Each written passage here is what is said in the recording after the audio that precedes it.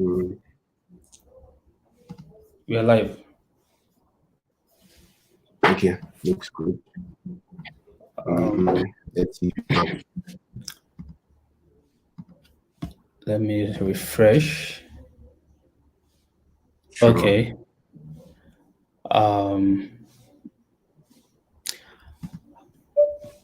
So hi everyone. Welcome to this webinar. We'll be starting in just a few minutes. So basically, before we get started, I just want to take you everyone through like what we'll be covering for this event, and some of the important discussions we'll be having in the event. So basically, we'll be talking about we'll be taking you through an introduction to peer-to-peer trade. The peer-to-peer trade or P2P trading that you've been hearing about. What is it actually about, and what's the origin? Where does it come from? And then from there, we'll talk about how actually the creator of Bitcoin, who is Satoshi Nakamoto, envisioned how people should actually trade Bitcoin, right? Which is envisioned in his white paper. And we'll talk about how Africans are currently trading Bitcoin, right? Which is very close to how Satoshi envisioned it. And I'll also talk about how Binance is helping to facilitate, peer-to-peer trade in Africa and making it easy. And also how DeFi and P2P will largely shape the future of finance in Africa, and why that is important, and why it's important for you to join, the future of finance now. So I think we have enough people join the stream now, so we can actually get started. So I'm going to start by introducing myself. My name is Bashir. I actually head P2P for Africa at Binance. So I help with everything P2P for Africa in Binance.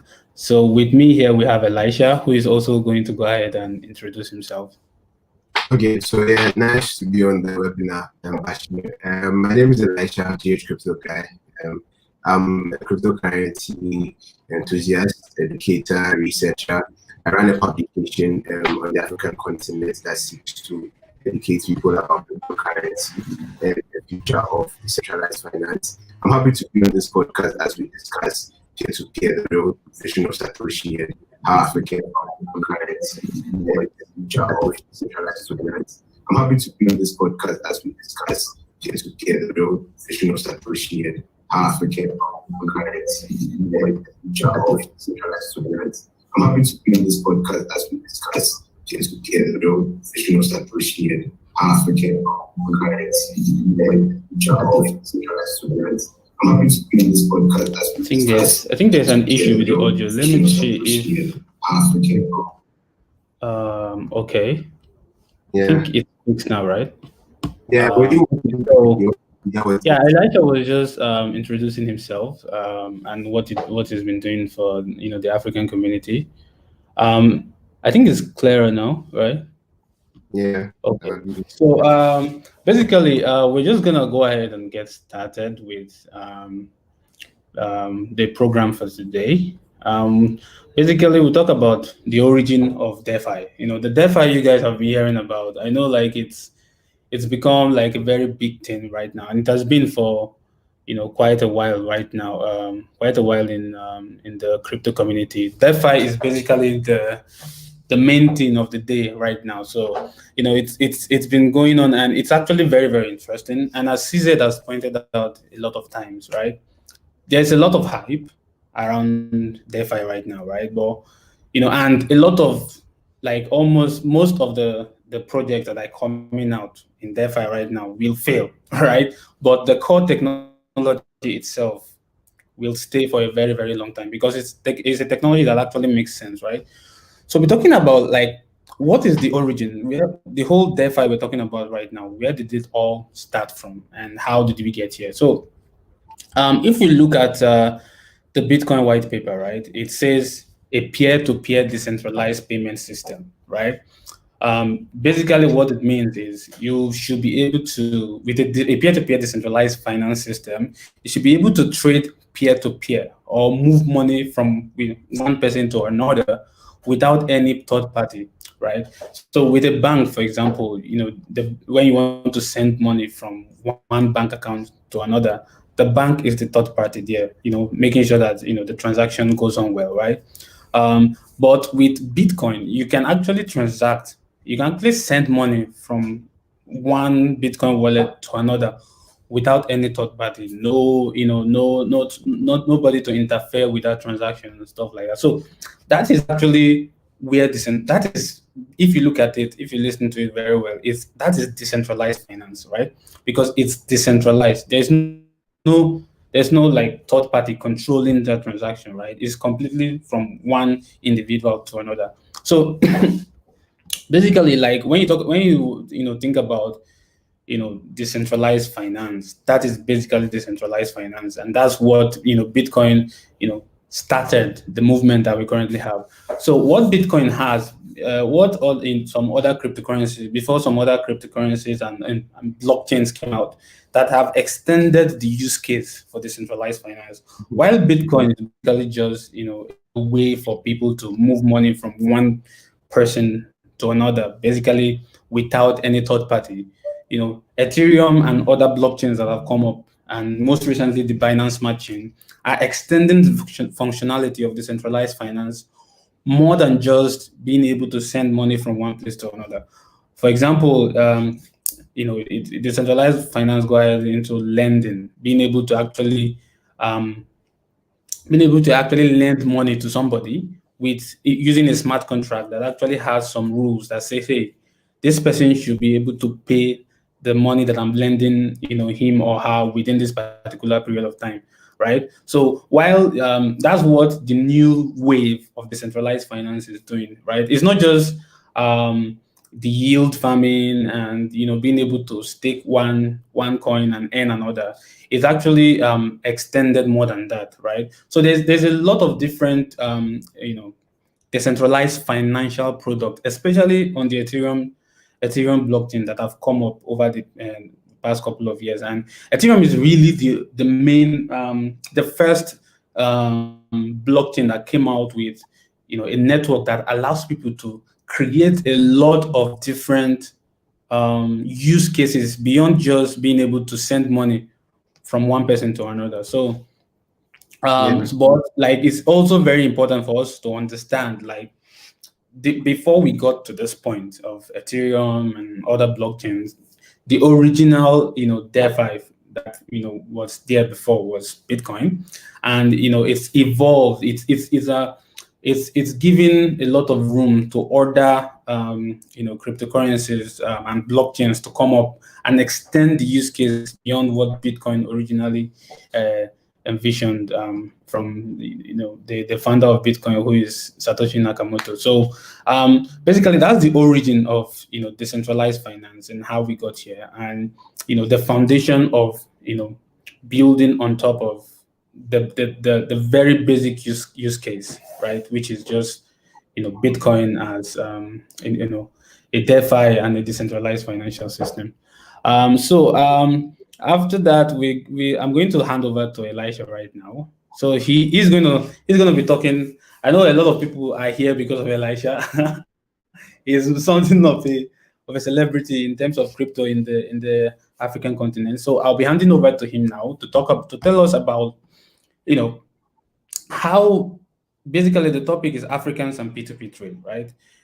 How Africans are currently trading Bitcoin, and why it's so important that P2P is here in the African continent. So Elisha, take it away.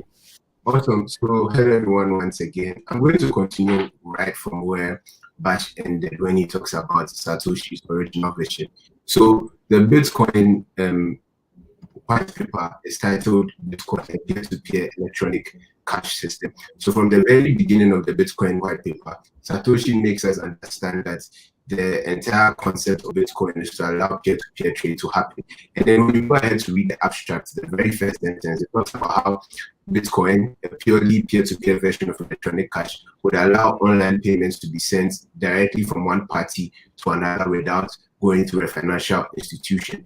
So that was the idea with what Bitcoin was supposed to be and what the original decentralized finance system or ecosystem was going to look like. And as Bash says, we have evolved, but then we are looking at how Africans are taking from what Satoshi has said and are trading Bitcoin mainly peer-to-peer, and how peer-to-peer trading has grown on the African continent. So P2P is what Satoshi expected, and that is the beginning of decentralized finance. Historically, before Bitcoin was even traded on large exchanges, people were trading their Bitcoins for stuff online like gift cards, etc., amongst them their friends, which was like the start of peer-to-peer trading itself with Bitcoin, which like dates back to 2012, 2013, before Bitcoin became very popular as a traded currency. So an example of P2P, and one of the biggest examples of P2P trades, and this is not exchanging Bitcoin for money, but this was exchanging Bitcoin currency. So an example of P2P, and one of the biggest examples of P2P, and this was just entering the Bitcoin for money, but this was exchanging Bitcoin currency. So an example of P2P. Okay, yeah, thank you. Awesome. So as I was saying, Elisha, I think people are complaining about your audio. Yeah, it was from your end. I think you're watching the video and then it's entered video. Yeah, so please mute yourself when you're watching the video. Yeah, but then now you've removed me from the video. Yeah, thank you. Sorry guys, it happens. Yeah, sorry about my internet. It's rained here today. Awesome. So back to what I was saying. The first example of P2P was, I would say not the first example, one of the biggest examples was exchanging Bitcoin for pizza. So instead of going through payments processes where the Bitcoin pizza guy, the guy who bought pizza with Bitcoin on Bitcoin Pizza Day, would pay with credit card or PayPal, he decided to send Bitcoin directly to the pizza shop or the pizza restaurant, and they sent him pizza to his house. So like that's an example of how Bitcoin P2P has been part of the fabric of what Bitcoin is and how the cryptocurrency ecosystem has been shaped over the years. So P2P is not just like a new concept or idea, it's something that has been there from time immemorial. So the question somebody would ask would be, what is P2P? So a P2P exchange like Binance P2P is a decentralized platform that directly connects buyers and sellers without an intermediary or a third party. So there are no intermediaries or a third party. What the P2P platform is, it's a pre-programmed platform that makes sure that everything works. And I'm going to explain to you how that happens. And then we have the fact that P2P gives you total control of the trade that you are making, and it makes trading cryptocurrencies available everywhere in the world. And then traders can decide what payment method to use and all other terms and conditions they want during their trade. So one fantastic thing about P2P is it's very similar to a lot of things we do in our daily lives. So take typical African markets, right? A marketplace. If you enter a marketplace today and you want to buy tomato or pepper, there are so many people selling tomato or pepper in the market, right? So let's say there are 10 people selling tomato, 15 people selling pepper. You could walk to any of the people selling tomato and be like, hi guys, I would like to buy tomato. And how much are you selling the tomato for? The person will probably tell you $5. If you are not happy with the price of the tomato, you would then move away from that person and go to another person who's selling tomato and ask how much are you selling the tomato, and the person will probably say $2. You could go to another person, the person will say $10. Now it's not even just about the price. Maybe the person selling the tomato for $5 is accepting bank transfer, so you could use your bank mobile app to send him money directly inside the market before you get a tomato. Or you could even do mobile money with the person selling the tomato for $10, or you could do PayPal payments with the person selling the tomato for $2. So you have so many options to choose from and different kinds of tomato to buy, and all you have to do is to just agree on the terms and decide whatever payment platform you want to use, and then you can buy the tomato anytime and any way you want inside the market. So that's what a Bitcoin or cryptocurrency peer-to-peer marketplace is. It's a marketplace where there are so many cryptocurrencies, for example, the Binance P2P platform, and you could go there and buy cryptocurrency in several ways and do several things when it comes to payment options, etc. And I'm going to get to that in a very few minutes. Sorry. So the other thing that somebody would ask would be, so if you're saying there are no third parties, why does a platform exists, because then if there are no third parties, we should be able to verify in a few minutes.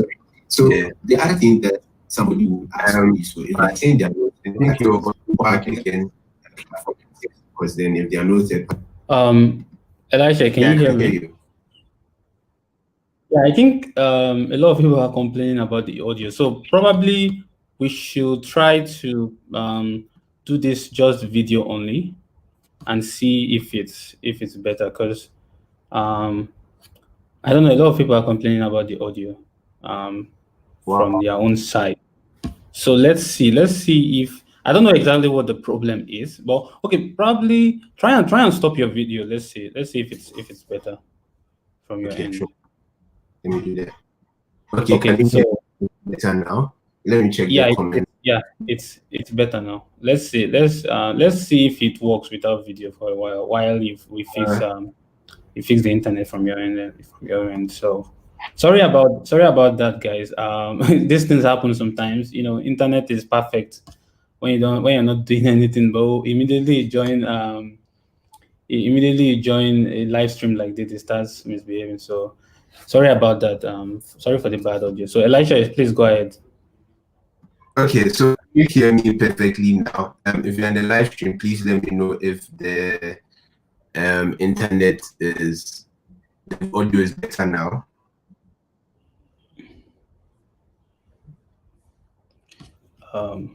I think it's better now. Yeah, I think it's better now. Yeah, I can hear you, Elisha. Hello, Elisha, are you there?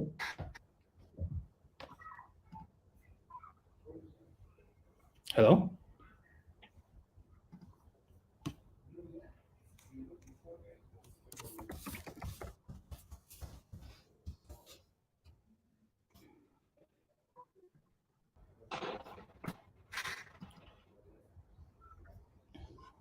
Okay, so just give us a few minutes. Let's give Elisha like a few minutes to just get his internet fixed, so he can join us for the video. Okay, so Elisha, are you there now? Yeah, I can hear you. Can you hear me? Yeah, perfect. Yeah, your audio is perfect right now.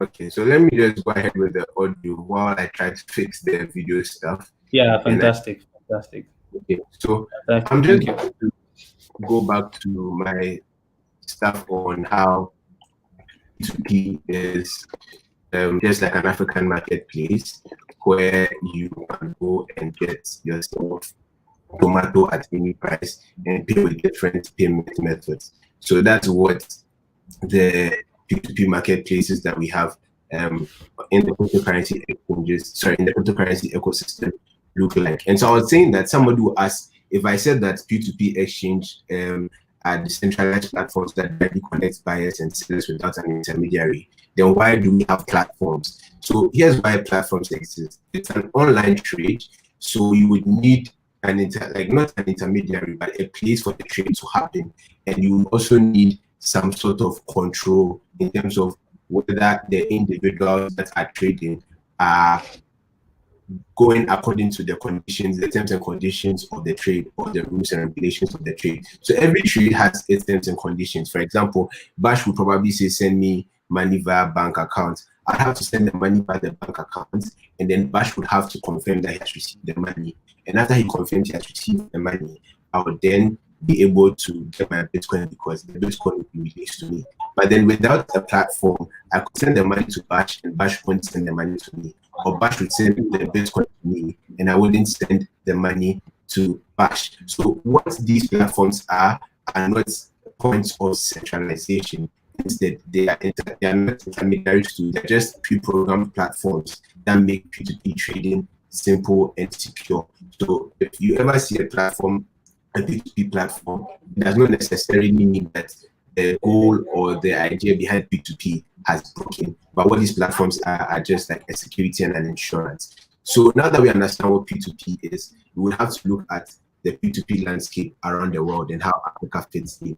So these are statistics from the last 365 days and from some of the top P2P platforms. and my source of this information is useful to lips. So the P2P market around the world is really huge, and Africa, sub-Saharan Africa, is number 2 behind North America. So North America has traded 1.2 billion US dollars Bitcoin on P2P market, and sub-Saharan Africa has at 535 billion Bitcoin volume in terms of P2P trading, and Latin America is number 3 with 527 million. So something that we need to appreciate, and I think most people don't know, is Africa recently beat Latin America, which shows you that in as much as P2P trading has been around for a long period, it is now taking shape on the continent. It's now going to the moon, if that's how you want to put it.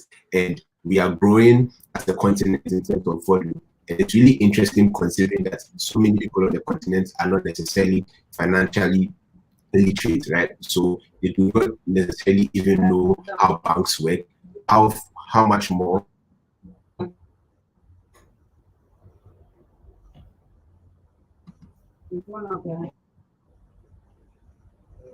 don't know how these banks work. So it's really interesting how these people still are able to trade on P2P platforms, which is a class for the continent. So Africa's P2P growth is accelerating, and I don't think we've reached the peak, and there's more to come, especially when more people are being onboarded into the cryptocurrency space by people like Binance. So the question then becomes, why are Africans using P2P? Why the craze for P2P? What makes P2P so important for the African market?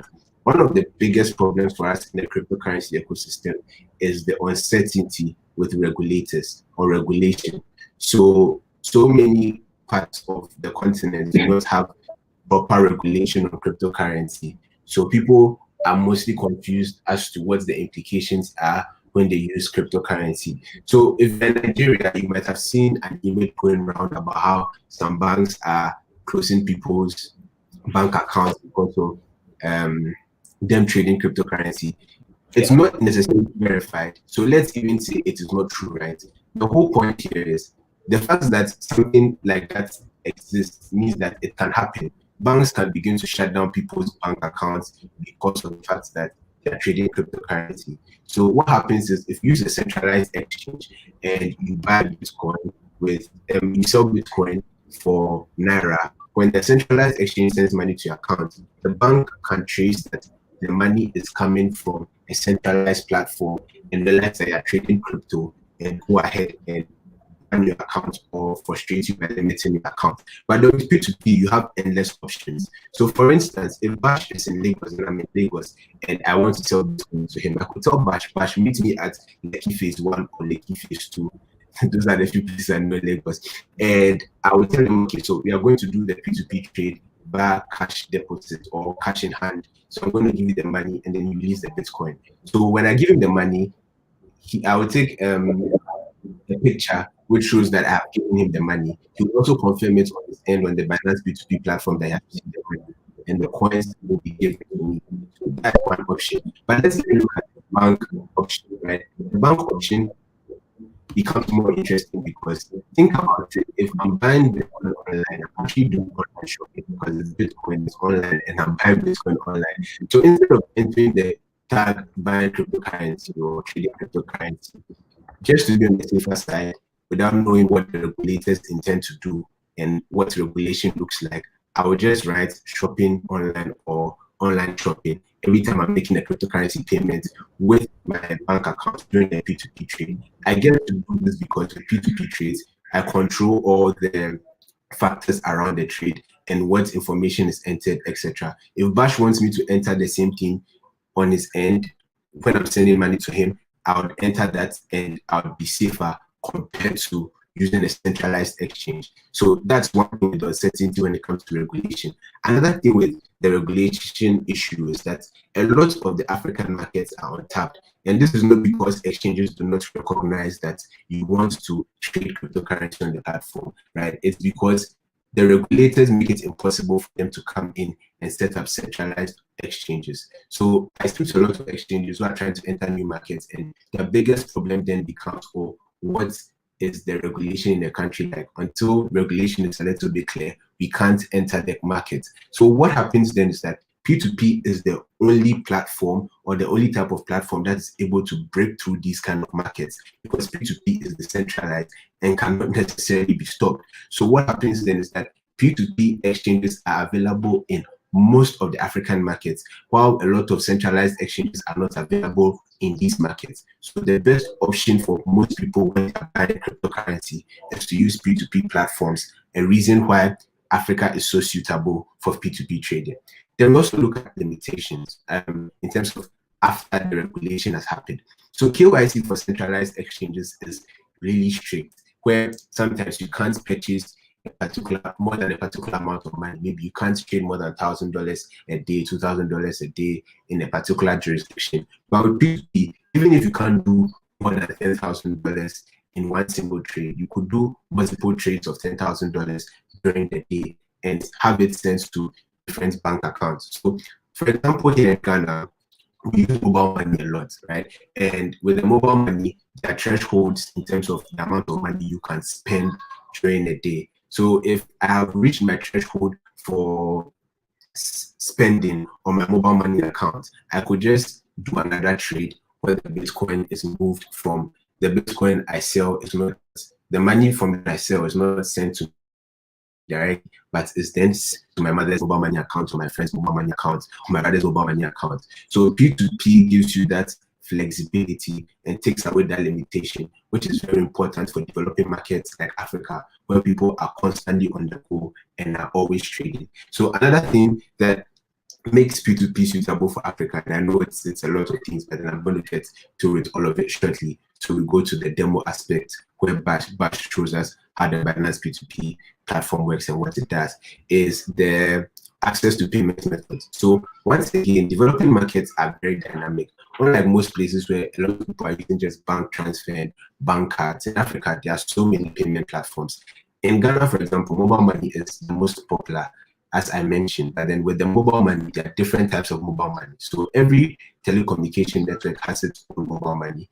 Vodafone has its mobile money, MTN has its mobile money platform. So all these mobile money platforms are different and they don't run on the same platform. So if I want to use a centralized exchange, it may not support the kind of payment method that I want to use. So P2P gives me access to all these plenty payment methods without me necessarily having to like use different platforms for different things. Inside one platform, you get to buy and sell cryptocurrency with several payment platforms. For example, the Binance P2P platform has over 60 payment methods the last time I checked, and I know the team is adding more. So that's another thing.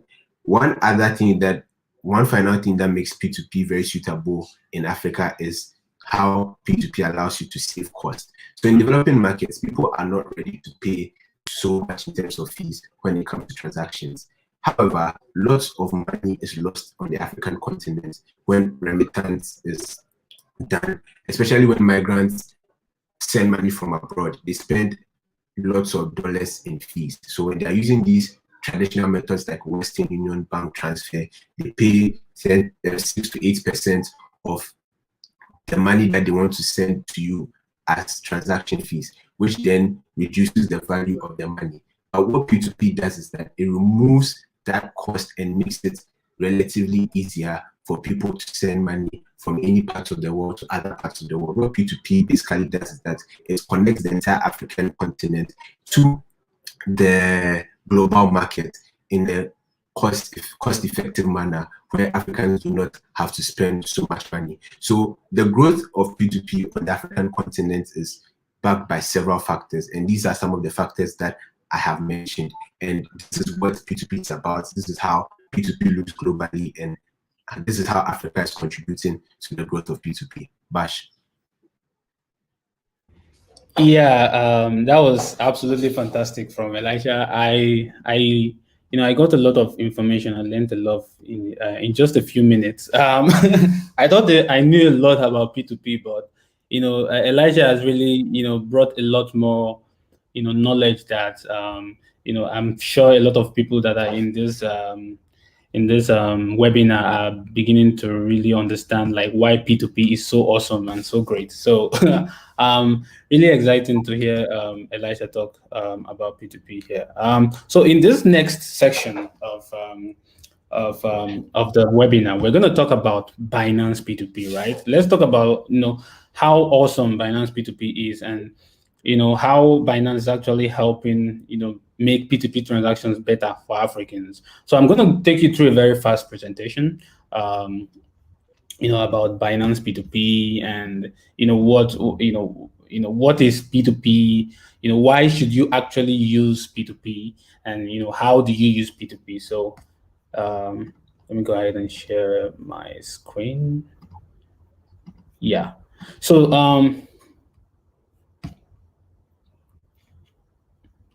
so in this presentation, I'm basically going to take you through these three things, right? It's what is Binance P2P, right? Why should you buy or sell your crypto using Binance P2P? And then how do you use Binance P2P? So basically, Binance P2P trading anywhere aside from just Binance is basically this. It involves three parties, right? It involves a person that wants to buy a crypto and a person that wants to sell the crypto, right? So,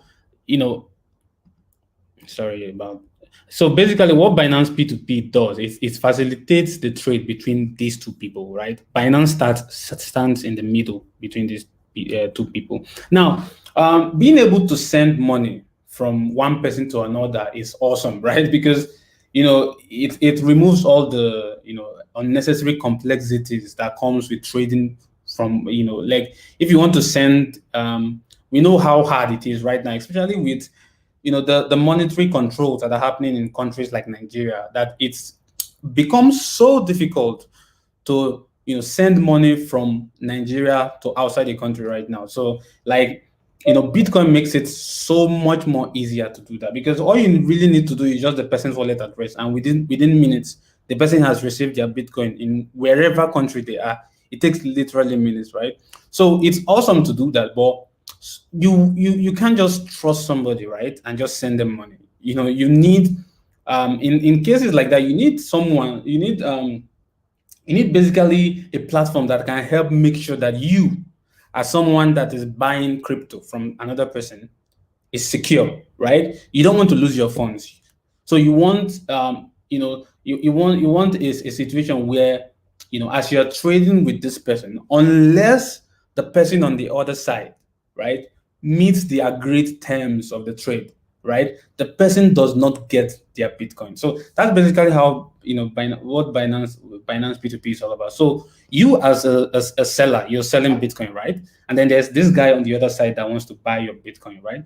You post an ad on Binance P2P, and this person who is the buyer sees your ad. What Binance does for you is it holds your crypto, right, until the person that is buying crypto from you has met the agreement, which is basically sending you money to your bank account or your cheaper cash or your PayPal or whatever other thing. And until this user has sent the money, and then you as the seller has confirmed that, hey, I've actually received this money, that's only when Binance releases crypto to this user. So it's completely safe. Like there's no way you can lose money to this user, except you agree that, hey, this person has sent money to my bank account, right? So basically, Binance P2P helps with three things, right? It helps you as a seller to be able to give you a platform for you to advertise your Bitcoin sale, right? So Binance is basically the biggest cryptocurrency platform anywhere in the world by a far margin, right? So if you have your Bitcoin trade on the Binance platform, you have access to the millions of users that Binance has on the platform. Imagine how wonderful that is, and imagine being able to do all that with absolutely zero fees, which we'll get to soon. So basically, on Binance P2P, these are the things we offer right now, right? We offer these basic cryptos: BTC, USDT, Ethereum, EOS, BNB, and BUSD. So basically, like I said, it's all for zero transaction fees. Binance charges you absolutely nothing in transaction fees, and we offer more than 60 fiat currencies and over 60 payment methods. So basically, there are three things you can do if as a user on Binance P2P, right? You can basically use it to, deposit Naira into your Binance account. So let's put it this way. Let's say you want to buy BTC, right? You can use Binance P2P to buy your BTC directly instead of going to spot to buy that BTC. What you just do is basically you find someone that is selling BTC on the Binance P2P platform, right? You take their trade. If they are selling, let's say 1 BTC, whatever amount of BTC, you take their trade, send them cash directly to their bank account or whatever other things, right? Once you send them cash, they automatically release and they confirm that you have actually sent them the cash. They will release the crypto, and then the crypto will go directly to your Binance account, right? Now you are saving a lot of money, right? Because now you're no longer sending Bitcoin from one wallet. We know how sometimes it takes a lot of time for Bitcoin to be confirmed on the blockchain network, right? So if you are sending Bitcoin from, let's say, one wallet into Binance, it could take you hours for that Bitcoin transaction to be confirmed, right? And then you can actually end up paying a lot of fees for that transaction. But with Binance P2P, you're paying absolutely zero fees, right? You're just sending this person cash, and then the person's Bitcoin is leaving their Binance account to your Binance account. Zero fees instantly, right? So it's an amazing way to just quickly buy, Bitcoin and get Bitcoin into your Binance account. Other people use it for profit making. So what it means is there are people that actually do Binance P2P as a business, right? So these people basically buy and sell crypto, right? So they buy and sell crypto, they make money off the exchange rate, right? So they could buy low on one other platform and come sell it on P2P, on Binance P2P higher and make profit off the difference in the exchange rate. Or they could buy on Binance P2P and go sell on another platform or whatever other way they do it. So they basically earn money from the spread across different exchanges, right? And then the third set of people that use Binance P2P is basically people that offer remittance services. So let's say you have a child in the UK, for example, that you need to pay their school fees, right? We know how hard it is to get Forex in a country like Nigeria, for example. So instead of doing that, you could just find a merchant on Binance P2P in the UK, send them Bitcoin, right? And then they send euro or pounds or USD to the bank account of, wherever you want to pay the school fees to, right? So instead of going through the whole process of going to your bank, discussing, trying to get Forex, you just simply use Binance P2P, and the person receives their money in the UK, right? So without any, too much trying to go through all the hassle of going through the banking system, and it's totally instant too, right? So basically on Binance P2P, you can buy and sell crypto, right? So it's an open platform for everybody.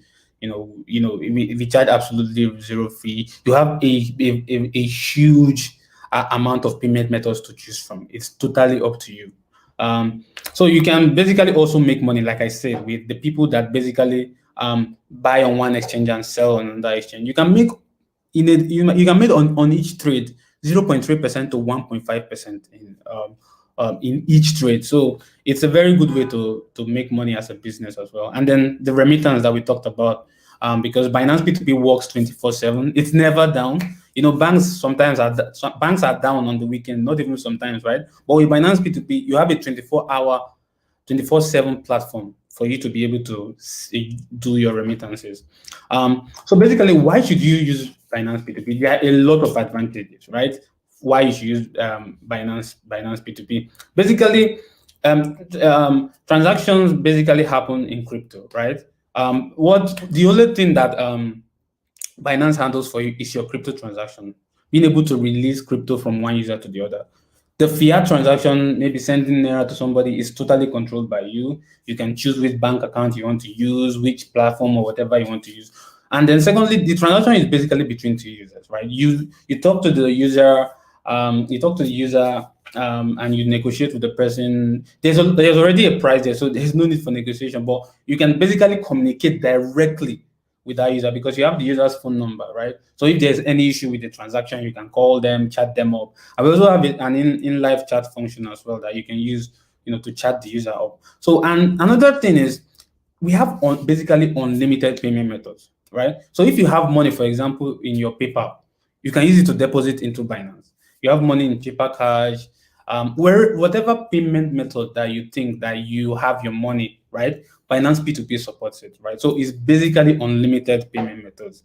So you're not just constricted by maybe like credit card or bank transfer. You can use whatever other payment method you want to be able to use, right? So basically, also zero fees, right?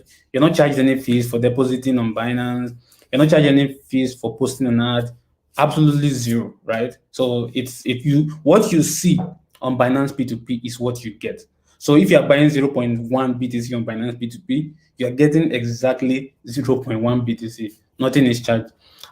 So basically, you can also set your price for how much. If you want to post an ad, you can set your price for how much you want to sell or buy your BTC. It's totally left to you. And then another important point is the transaction limit, right? Basically, you set your transaction limit. There is no limit to how much. Sorry about that. There's no limit to how the amount of transactions you want to do per day, right? You can deposit any amount of money you want to deposit on you want to trade on your Binance P2P in any given day. There's no limit to it at all. And then basically, how do you use Binance P2P? There are 4 things you need to do before you start using Binance P2P, right? You need to create a Binance account, complete your identity verification. For users in Nigeria, we have pretty much simplified this. You just need your BVN to be able to, start using, the Binance platform. And then you need to also complete your SMS authentication. The reason why we require SMS authentication is we need to be able to communicate with you, because this is P2P, right? We need to have the fastest communication method. And email, sometimes you don't check your email and stuff like that, but with SMS, almost everybody can receive an SMS notification, right? Then also you need to also set your payment method. Like I said, we have over 60 payment methods that you can use on Binance P2P. And you can basically, go through the process of buying crypto and selling your crypto. Basically, you select, from the trade orders that you can see on your right here. You choose the one that is most suitable for you. You look at the pricing and all that stuff. You place an order for the crypto. You just, when you send money to the person's bank account or whatever, you just click that you have actually transferred and confirm. And when the person receives their money, they will just, confirm the transaction, and that's it. You have received your money. There's no, it's a very simple 4-step process to buy and sell on Binance P2P. Then the same thing for posting ad. For posting ad, basically you are the one that is setting your price, right? You're not coming here to choose a user's price, right? If you want to sell your Bitcoin for, say, let's say 5.4 million naira, for example, or let's say $10,700, you set that price, and whoever likes your pricing can pick your price and sell it to you, right? You're not going there to choose some other person's price with posting ads. So you just click on that button, you set up your ad, complete all the details, and then you post your trade ad. So basically that's it on how, for Binance P2P and how you can actually, trade on the platform. What are the advantages of Binance P2P? How fantastic it is. Like, it's basically the best way, the best way for you to, trade, and get your trade Bitcoin, right? Because, it's you have a lot more freedom, as to, what are the kind of payment methods you can use, what are the kind of payment methods you can use, what is the transaction volume, and what you see is what you actually get, right? You get exactly the amount of crypto that you want to buy or sell on Binance P2P. So those are the basically the things that make Binance P2P awesome. So you can drop your questions. We'll keep answering them. But it's better you leave your questions to the end of the webinar, because we'll be, as you probably know, we're going to be giving away 20 BUSD each to 5 lucky winners on this chat today. I'll be sharing the format on how you can win at the end of the event, so stay tuned for that. And then also, if you're not on Twitter right now, go to Twitter and retweet, tag 3 friends that you want to attend this event right now. I'll be sending the link right away to the chat. Go to the chat, go to that Twitter link, tag 3 friends that you want to attend this webinar right now. then retweet, and then follow Binance Africa Twitter page, and then you stand a chance to win the giveaway. So I'll be sharing that link in the tweet as Elisha continues with the next session. So for the next session, what we are going to be talking about is how will DeFi and P2P shape the future of African finance, right? We know, in this particular session is where we're going to dive a bit more into DeFi, right? Decentralized finance, right? We have established here that P2P is actually an aspect of decentralized finance. It's probably the easiest use case of decentralized finance and the earliest use case, right? Because as we know with the Bitcoin white paper, it's a peer-to-peer decentralized finance system, right? So decentralized finance is a lot more than that, but that is the easiest use case. So we'll be having Elisha talk about how DeFi and P2P will actually shape the future of African finance. So Elisha, if you're ready, just go ahead with your own session. Okay, thank you, Bash. That was a great one on Binance P2P. So now that we understand that P2P is the start of decentralized finance, we then have to understand, once again, as I have said, that P2P has empowered the African continent and developing markets across the world to be part of the global economy ever than we ever have been. Because right now, P2P, you can send money from one place to another at a lower cost, and there are so many things you could do with just P2P trading. So imagine this P2P ecosystem, the foundations of P2P being broadened into other places like lending, where we do not need banks to lend money to us. Individuals can lend to each other P2P using smart contracts on Ethereum or Binance Smart Chain to empower people financially. Think about the number of people on the continent that want to start a business that have not been able to start that business because they were not able to get a loan, or because their credit rating system or their credit rates or ratings in their country is not the best. However, these decentralized platforms open us up to new markets. So there are a couple of takeaways that we have to look at before we get to the giveaway and to the end of this session. Why does decentralized finance matter, and what is the difference it brings compared to centralized finance? So with centralized finance, about 1.7 billion people are unbanked. What this means is that they do not have access to banking services or financial services, and most of the people that have access have limited access.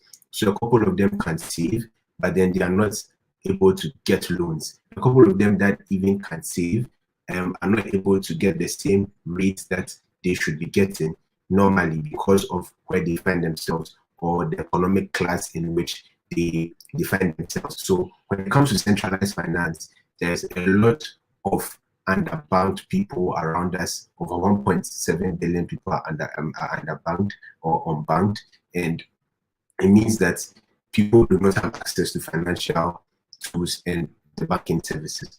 Another thing too that makes centralized finance field is that when it comes to sending money globally, which is one of the most important things for globalization, it takes about 2 to 3 working days for people to be able to send money via bank transfer and other payment methods.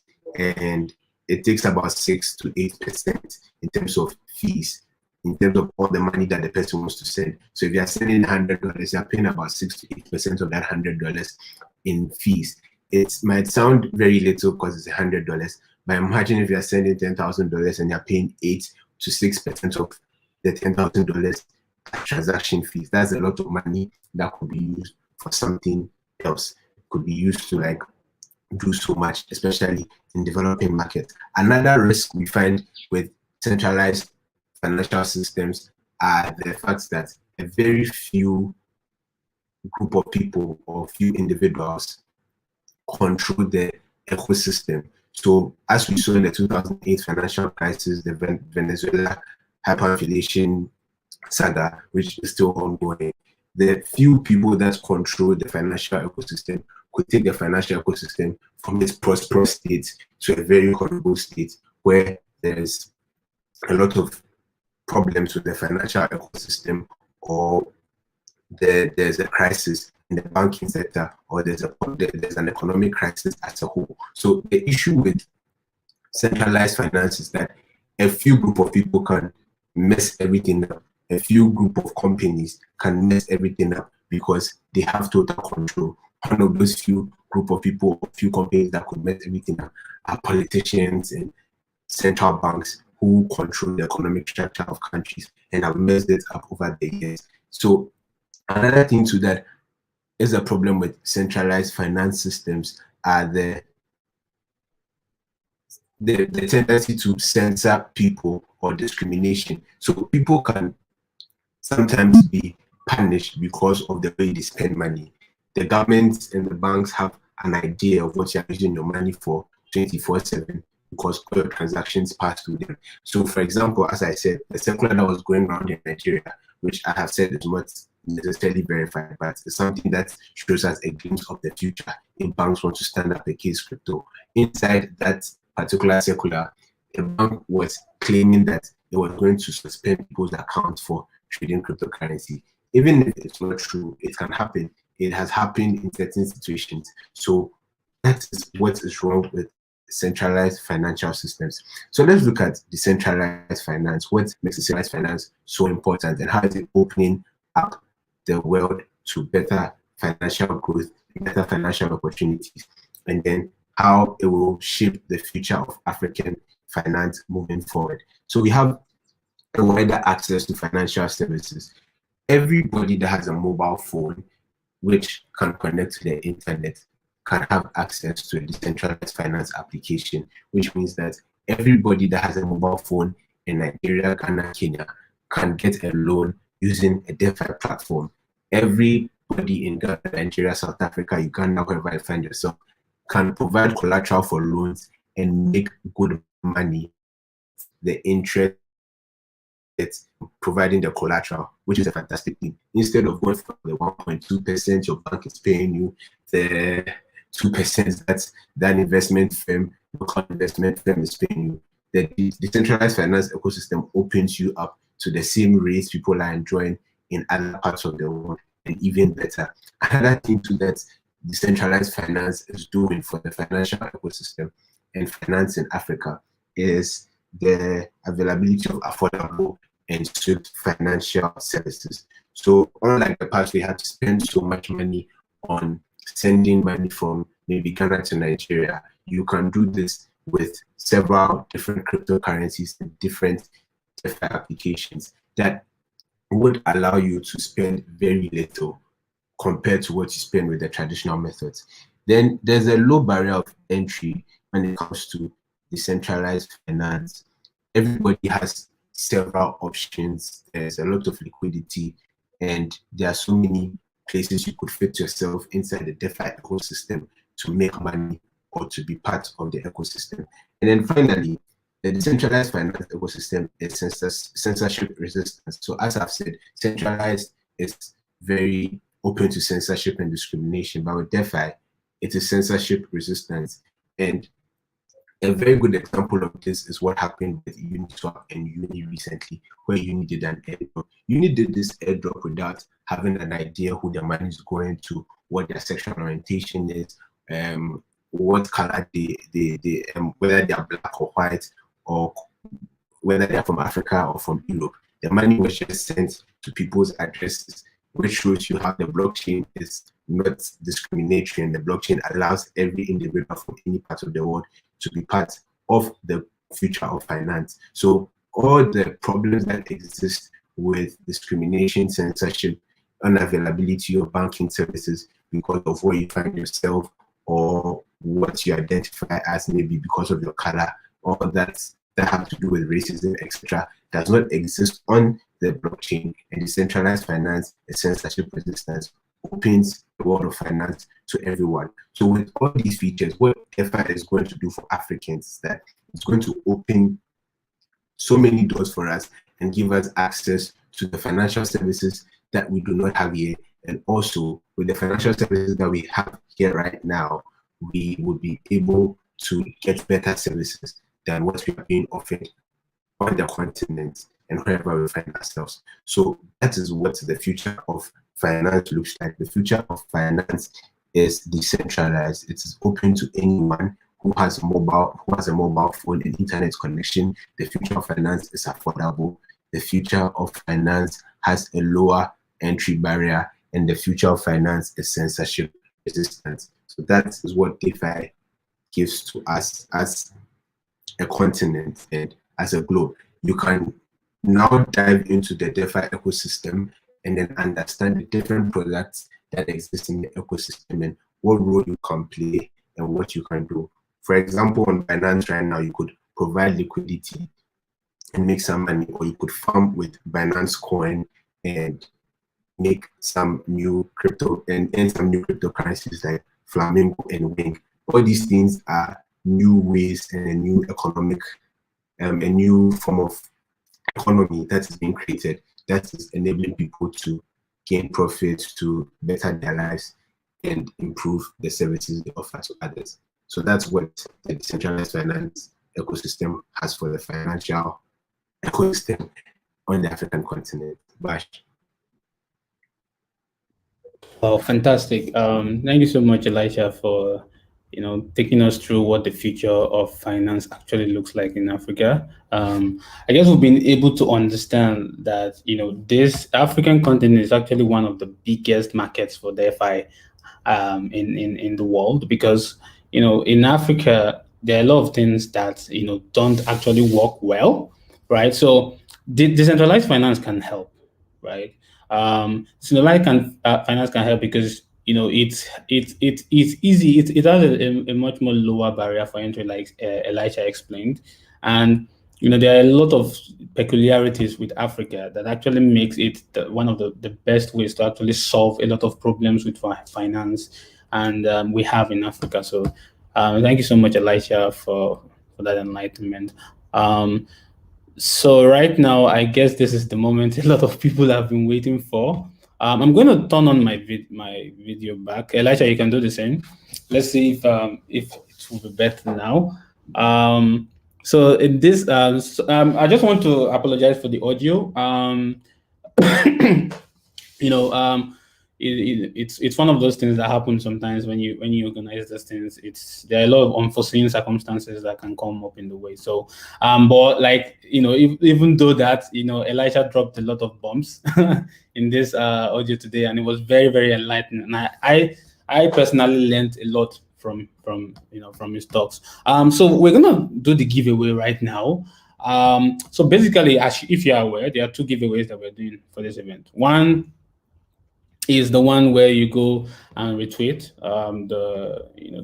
the tweet on Twitter for this event, and then you tag 3 friends. Very, very important. You tag 3 friends, and then we will pick 5 people randomly from that tweet, and give them 20 BUSD each. So we'll be sending the link to the tweet again on the chat here, so that people can go ahead and like and retweet, tag 3 friends, and then win. So also the second thing now is we're going to leave the floor for questions. I'm going to send you the format. If you want to win on this, you can ask your question in this format, right? We're looking for very interesting questions. We're looking for questions that show that you've been listening to what we've been saying, right? We're looking for questions that are challenging that we can answer. So we'll pick 5 very, very interesting questions, right, from the questions that are going to be dropped in the chat, and then we'll answer 5 of those questions. And each of those 5 questions are going home with 20 BUSD each. Is everybody ready? Okay, so we're gonna go ahead and I'm going to send the format right now, and immediately I send the format, you can start asking your question. Please make sure you use that format.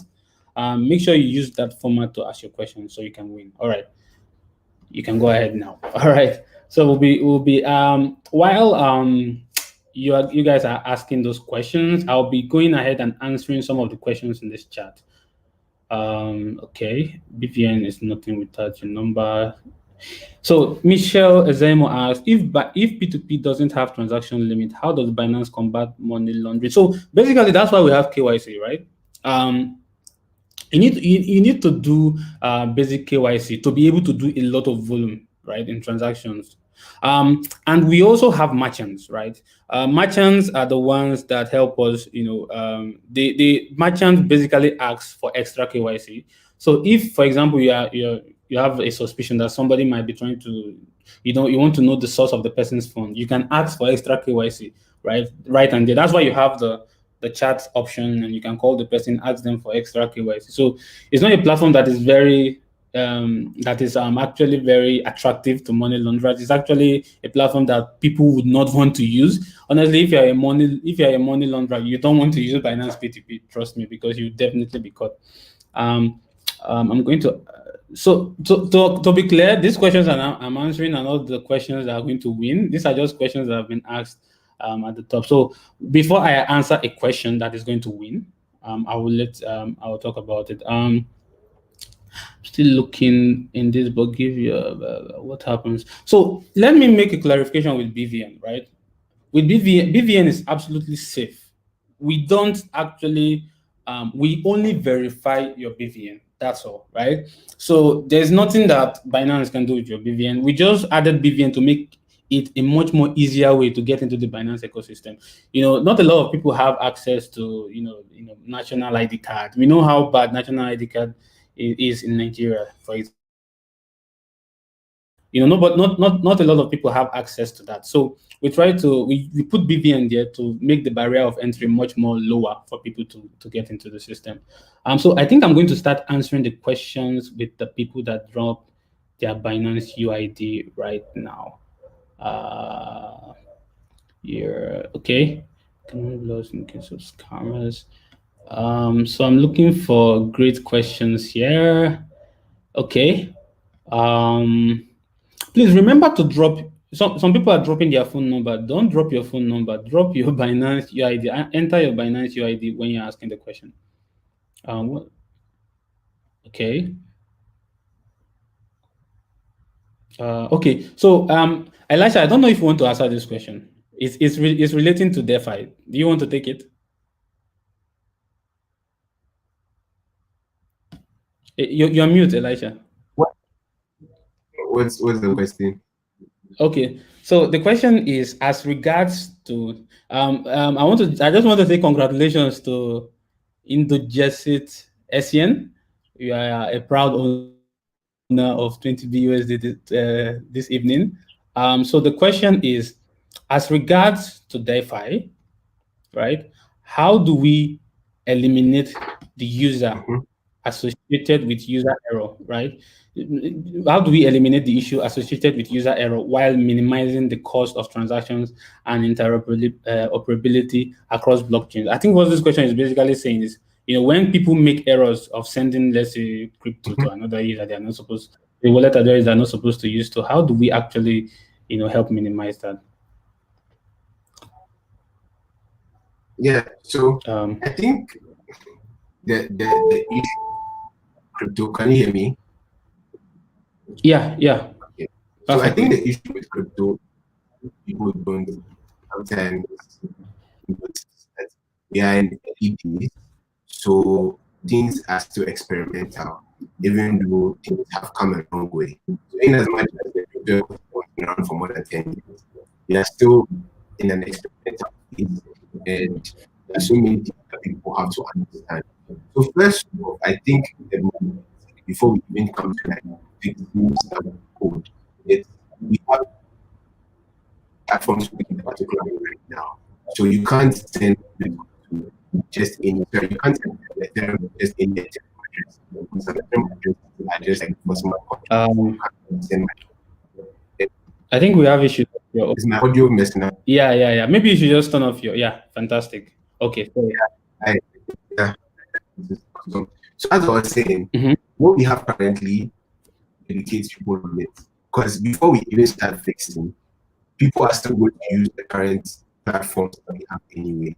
So one of the most important things that we need to advocate as influencers and as people using this space is telling people to go to decentralized finance blindly without understanding what they're doing. Because there are a lot of people who just run to Uniswap or run to Binance, the Binance Swap platform, and then try to like quickly make some cash without understanding what they're doing. So the first thing is education. I think that comes in handy when it comes to correcting this problem. It's something that I think Binance is doing very well. Binance Smart Chain has made a lot of the problems with using blockchains. It has solved a lot of that. What's more, if we are looking at gas cost and other forms of costs that have become very problematic in the decentralized finance, if I like Ethereum a lot personally, but then I'm beginning to also get tired of the gas cost and the cost that comes with using decentralized finance applications on Ethereum. So if you're a developer or you're a user, it's up to you to decide whether or not you're ready to bear the cost. There are alternatives like the Binance Smart Chain that is relatively lower in terms of costs compared to Ethereum. So it's up to you to decide whether or not you're going to spend $100 on gas fees during like big gas mania to make $1,000 of profit, or spend $100 on gas to make $20 worth of profit. It all depends on you. For the cross-chain issues, I think developers are working on it. Binance Smart Chain is an example of the evolution of blockchains into a place where people can use different blockchains, but on one single chain. I don't know if you understand what I mean. Yeah. So I think the problem is being solved, but then user education is the most important. Because until things are fixed, if you send Ethereum or Binance to the wrong address, it's not always that easy you can see to the Binance bed, Coinbase, like CZ recently saved someone. Sometimes it will be too late and there's nothing that can be done about it. Yeah. I think as regards to this question as well, CZ has recently announced that, if you make a mistake on the Binance Smart Chain, you can actually be refunded. And there was a whole thread about how you can actually go through that process. So congratulations into Jesset. You're going to be rewarded with 20 BUSD. So let's look for the next lucky winner of 20 BUSD tonight. Yeah, I see a good question here. Okay, so David Edu, congratulations. You are a proud winner of 20 BUSD tonight as well. And for this question, I think I'm going to answer it. If you allow me, it's Elisha. So what I'm going to, so the question is, as you can see on the screen, is on Binance P2P exchange, you will see A, 58 orders and 51.66% completion. That's what this person is talking about. And then B, you see another ad with 7 orders and 100% completion. Does it mean that it's safer and faster to buy to sell with? I assume you mean B, right? So this is a tricky question and I like it because it's something we've been thinking about on Binance P2P, and we're actually going to push some new features that will expand on this completion rate. So basically, you can see a merchant that has 58 orders and 51% completion rate. Another that just has 7 orders and 100%. You want to gauge like which one will be safer for me to trade with, right? So what we are going to do very, very soon is we are going to expand on this, which is going to mean that you can actually go ahead and review a trade when you finish it. So if you trade with somebody, you can leave a review and say, hey, I traded with this person and this happened. Either the trade went perfectly or the trade did not end perfectly. You can give the person 4 stars or 3 stars. In that way, other users, when they see an ad, they can go into data and say, oh, these are the kind of issues that other previous users have had with this ad, right? So they can also make decisions on whether they should trade with that particular merchant based on that. So for this question, it's tricky. I don't know, I think for this kind of transaction with Binance P2P, your funds are completely secure. So it depends on you. You can weigh each of these ads and choose which one you want to trade with. So congratulations, David Edu. You're another winner of 20 BUSD tonight. So let's look for another question. Elisha, I don't know if you can see the questions. Maybe if you have anyone that you like that you want to answer. Yeah, so I'm also going through the questions. Okay. Yeah, if you find one that you yeah, time, so let's just hurry it up real quick so we can so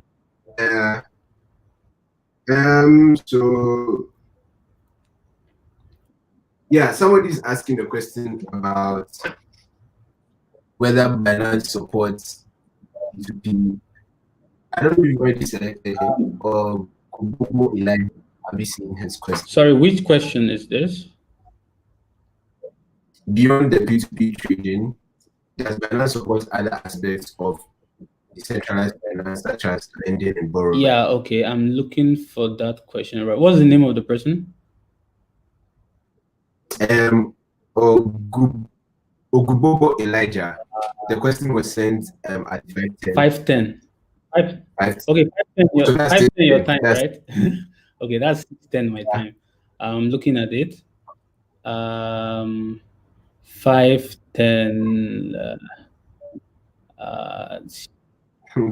Okay, I can't find this question for some reason. Well, you said if Ogubobo was, he should just drop the question again. You said Elijah, right? Elijah, yeah. I'm looking. Okay, I found it. Oh, fantastic! Congratulations, Agububu. Wow, that's a really mouthful of a name. Congratulations, Agububu Elisha. You're another winner of 20 BUSD tonight. So, Elisha, you want to quickly go ahead and answer the question? Yeah, so Binance does support other aspects of decentralized finance. As I mentioned when I was talking about the future of finance, I mentioned that you could go farm on Binance, you can provide liquidity on Binance.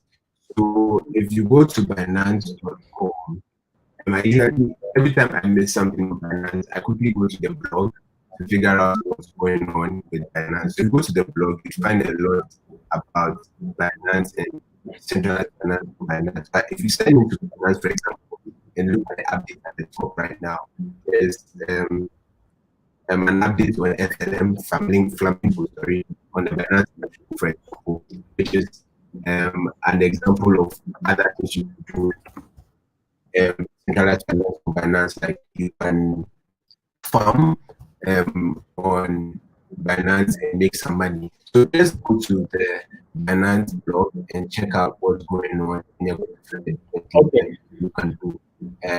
Okay, so I'm going to pick the next question. The role of traditional finance system. Okay, so I found another question. CJ Anthony, congratulations. You are our fourth winner of 20 BUSD tonight. We have one more winner. Keep yourselves in prayers because that's the final person that is going to win 20 BUSD. It's going to be tough. Do you want to answer this question, Elisha? Yeah, so will the role of traditional finance system decline due to the development of platforms like Binance, and what's the long-term vision? Okay, I think I can answer this one. Let me answer this one. Sorry. Okay, so yeah, I mean, the role of traditional finance system has been declining for a very long time. So this is nothing new. You know, we do not depend as much as we used to on banks anymore, right? Aside from just crypto, right? We have other fintechs that have come up with the likes of Paystack and Flutterwave and all those other platforms. We don't need to depend on the banks anymore. So it's been declining for a very long time. So it's nothing new. And yeah, definitely it's going to continue to decline. That's the whole point of decentralized finance, not being able to depend on this stuff, because we can see how it's affecting us right now, especially in a country like Nigeria. It's much more difficult, to send money out. So, the banks have that much control, and of course, it's going to continue to decline. So the long-term vision of Binance on the African market, it's basically the freedom of money, right? The freedom of money. That is what Binance is all about. We want Africans to be able to have freedom when it comes to their finance. We want Africans to be able to be free when they are using money. We don't want them constrained by all the different constraints that the legacy financial system are giving them, right? So the freedom of money is what Binance is all about, and it's very critical to why Binance is doing what it's doing. So that is it. CJ Anthony, congratulations. We are going to pick the final winner of 20 BUSD right now. We're going to take our time to pick this. So we need to hurry it up, actually, Elisha. So because we are running a bit out of time. So Elisha, go ahead, pick any question that you like, and let's answer it. Okay, sure. Quickly. Okay, now the questions are getting coming in. Yeah. Okay. I think some of the questions are just the same, and some people are just spamming. Please don't spam. You're making it difficult for us to pick. If you also get the question on your end, just pick it because it's.